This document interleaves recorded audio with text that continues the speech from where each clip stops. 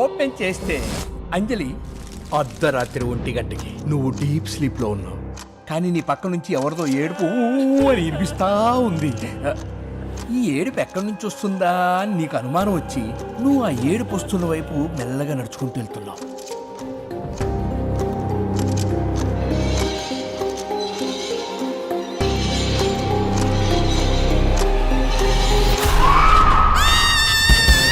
Welcome to our horror world. ఓ Boyapati scene, ఓ Trivikram scene, ఓ వైట్ల సీన్, ఓ శనక్కాయల సీన్. ఈ సీన్లు అందరూ కలిసి సీన్ చెప్తే స్క్రీన్ సిరిగిపోతుంది.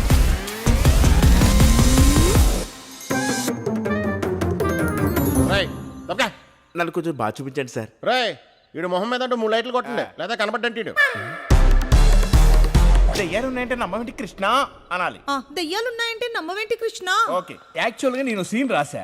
దెయ్యాలున్నాయని తను, లేవని వీడు గొడవ పడుతుంటారు. అప్పుడు ఈ ఓయిజా బోర్డ్ తో తను దెయ్యాలున్నాయని నిరూపిస్తుంది.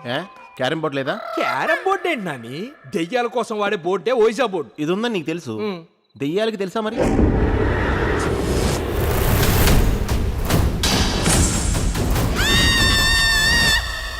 సెట్ అని చెప్పావు, దెయ్యాల కొంప ఇది. అంటే వాళ్ళు దెయ్యాలు కాదు, మెథడ్ ఆర్టిస్ట్. శాస్త్రి వచ్చావా? దాదా కూర్చో, మందేద్దాం. నేను కళాకారుడిని. మీరు మెథడ్ యాక్టర్ అంటే కదా, నాకేమైనా టిప్స్ ఇవ్వచ్చు కదా. మెథడ్ యాక్టింగ్ అంటే ఇదా?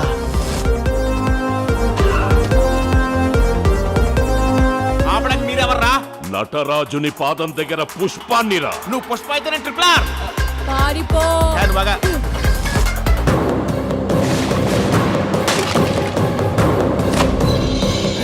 ఇది నా గది.